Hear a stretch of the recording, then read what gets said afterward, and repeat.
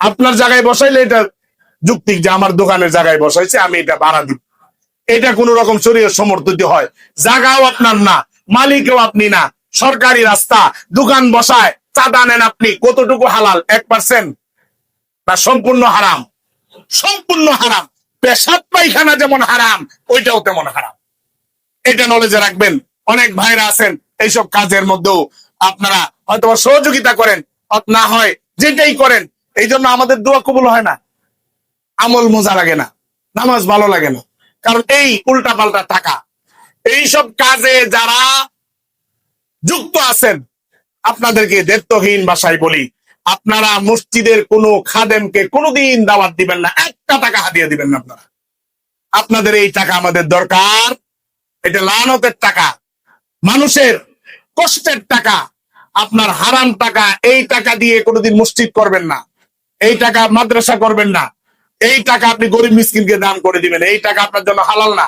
এই জন্য এই কর্মের সাথে এই এলাকার যারাই এটা সংযুক্ত আছে, আমি দায়িত্বহীন ভাষায় ঘোষণা দিই, এই টাকা আমাদেরকে দেওয়ার জন্য চেষ্টা করবেন না। আমরা এই টাকার মোহতাজ না, হাদিয়া দিবেন না। মসজিদের ইমাম, মুয়াজ্জিন, খাদেম, তাদেরকে এইসব টাকায় খাবারের দাওয়াতও দিবেন না। আপনাদের জন্য আপনাদেরকে মহব্বত করি, আপনাদেরকে ভালোবাসি, অন্তর থেকে ভালোবাসি, আপনাদের জন্য দোয়া করি। আল্লাহর হস্তে অনেকগুলা মানুষ আমাদের পিছনে নামাজ পড়ে, আপনি হারাম টাকাটা আমারে খাওয়াই দিবেন, এই লোকগুলার নামাজের অবস্থা কি হবে বলেন?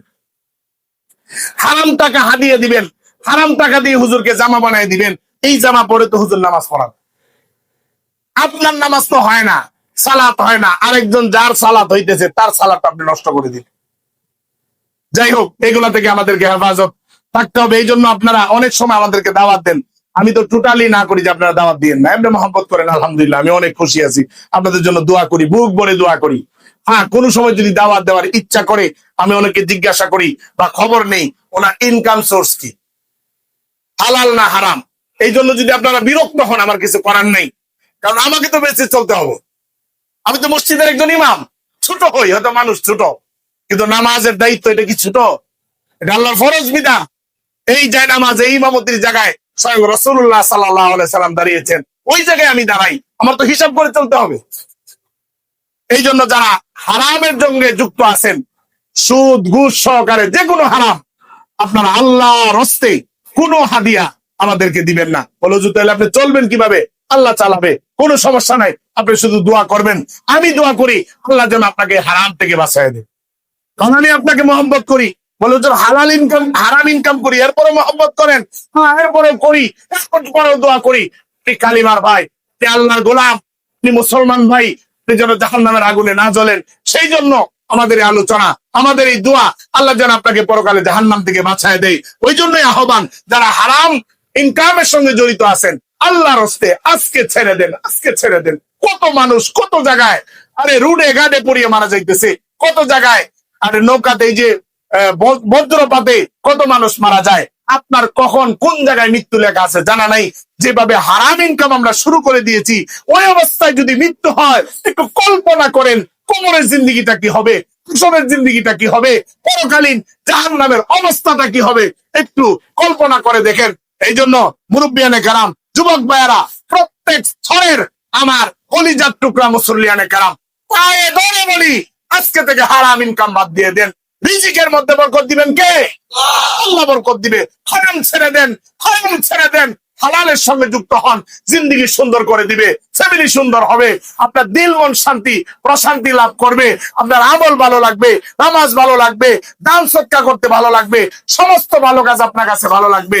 তো ইনকামই হালাল না, এই জন্য কোনো ভালো কাজ ভালো লাগে না, ভালো কথাও কানে ঢুকে না। কারণ এই কানের যে শোনার শ্রবণ শক্তি, যে শক্তি উপার্জন হয় যে এই খাবার থেকে, খাবারটা হলো হারাম। এই জন্য হারাম জিনিস ভালো লাগে, গান বাদ্য ভালো লাগে, অশালীন কথাবার্তা ভালো লাগে, ভালো কথাও ভালো লাগে না, ভালো কাজও ভালো লাগে না। এই জন্য কলিজার টুকরা মুসল্লিয়ানে কারাম, আপনাদের কাছে উদারত আহ্বান, আমরা ছেড়ে দিব তো ইনশাল্লাহ? একটু আওয়াজ দিয়ে বলেন, ছেড়ে দিব তো ইনশাল্লাহ? আল্লাহ সকলকেই হালাল রিজিক উপার্জনের মতো ব্যবস্থা করে দেন, সকলে বলেন আমিন। রাসূলুল্লাহ সাল্লাল্লাহু আলাইহি সাল্লাম বলেন, তালাবু কাসবিল হালালি ফারিদাতুন বাদাল ফারিদা। হালাল উপার্জনের জন্য চেষ্টা করা এটা ফরজের পরের ফরজ, অর্থাৎ এটাও ফরজ। সালাত নামাজ যেমন ফরজ, ঠিক তদ্রুপ হালাল উপার্জন করা এটাও ফরজ। এই জন্য হালাল হারাম না, হারাম উপার্জন করাও হারাম, হারাম উপার্জন করাও কি হারাম। হালাল উপার্জন করা এটা ফরজ, এটা নামাজের মতো ফরজ। কেউ যদি এটাকে অবহেলা করেন যে না নামাজ তো ঠিক আছে, উপার্জনটা একটু সমস্যা, না আপনি এই জায়গায় বেঁচে যাবেন পরকালে। এই জায়গায় আপনি আপনার ইনকাম সোর্স কি এইটার হিসাব নিকাশ না দিয়া আল্লাহর সামনে থেকে এক কদম পরিমাণ আপনি লড়াচড়া করতে পারবেন। আগে হিসাব দিতে হবে কোন রাস্তায় ইনকাম করছে, ইনকাম কোন রাস্তায়, খরচ কোন রাস্তায়। আমি আল্লাহ যে তোমাকে রিজিকের মালিক বানাইলাম, জাগার মালিক বানাইছি, টাকার মালিক বানাইছি, এই টাকাগুলি কোন রাস্তায় আসলো, কোন রাস্তায় বের হলো, এইটার হিসাব দেওয়ার আগে আল্লাহর সামনে থেকে লড়াচড়ার কোনো সুযোগ নাই। এই জন্য আমাদের হালাল উপার্জনের খুব বেশি দরকার। আরেকটি কথা হলো, হালাল উপার্জন মানে ভিক্ষা করা নয়। নবীজির শিক্ষা করো না ভিক্ষা, এই ওয়াজটা উঠে গেছে, আমরা হুজুরাও লেগে গেছি ভিক্ষা করার মধ্যে। না না, ভিক্ষা করা যাবে না। হ্যাঁ, আমরা অনেক সময় ভিক্ষা বলা হয় নিজের জন্য যেটা করে, ভিক্ষার সংজ্ঞা আছে।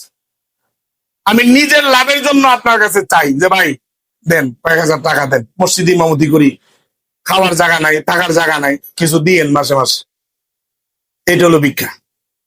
এটা কি? আরেকটা হলো আমার মাদ্রাসায় কথার কথা খাওয়ার মতো চাউল নাই। আমি আপনাদেরকে বললাম যাদের আর্থিক সচ্ছলতা আছে, এখানে গরিব ছাত্ররা আছে, আপনারা যারা পারেন, আল্লাহ সুযোগ দিছে, আপনারা শরিক হয়েন। এটা ভিক্ষা হবে?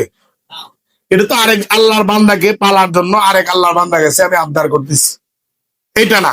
ভিক্ষা যেটা আমাদের এই যে সমাজের মধ্যে প্রচলিত আছে, ভিক্ষুকের অনেক নমুনা আছে। কিছু আছে বাৎসরিক ভিক্ষুক আছে, এরা রমজানে বিভিন্ন বড় বড় দিনের আগে বিভিন্ন জায়গা থেকে, গ্রাম অঞ্চল থেকে এরা শহরে আসে, আসার পরে 1 মাস 1.5 মাস ভিক্ষা করার পরে লাখ লাখ টাকা নিয়ে আবার গ্রামে যায়। অর্থাৎ বহুত বড় একটা বিজনেস করে সে কোথায় গেল, গ্রামে গেল। এরকম মানুষ আছে না নাই? আমার জানা মতো আছে, আপনাদের জানা মতো না থাকতে পারে, অনেক মানুষ আছে। তো এই জন্য আমি বলি, যখন আপনি দান করেন একটু জেনে শুনে দান করতে হয়। কারণ অনেককে আপনি দান করতেছেন, সে আপনাকে 5 বার কিনতে পারবে। আপনি যাকে দান করতেছেন সে আপনাকে কয়বার কিনতে পারবে?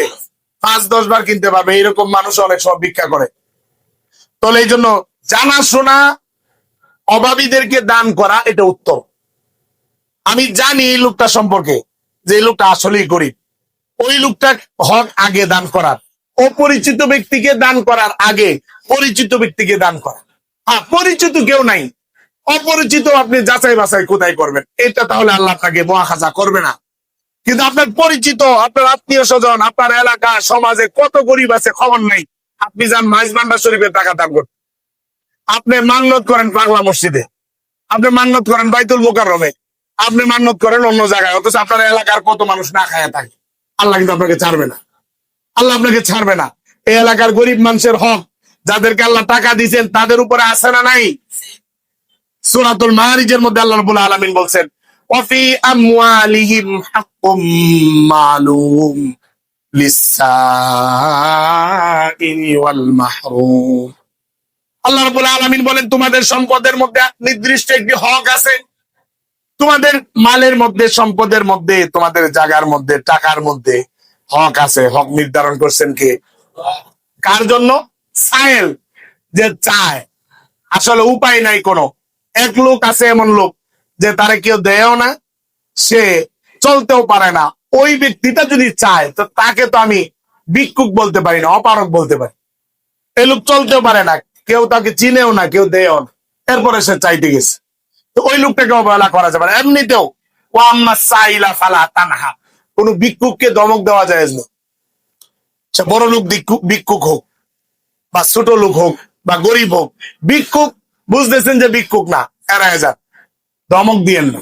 পারলে 2টা নসিহত করেন, কিন্তু তাকে ধমক দেওয়া যাবে না। নির্দেশ কার? আল্লাহ। ভিক্ষুককে কোনো সময় ধমক দিতে নাই। যাই হোক, প্রত্যেকের সম্পদের মধ্যে এটা আছে। কিন্তু একজনের শরীরে শক্তি আছে,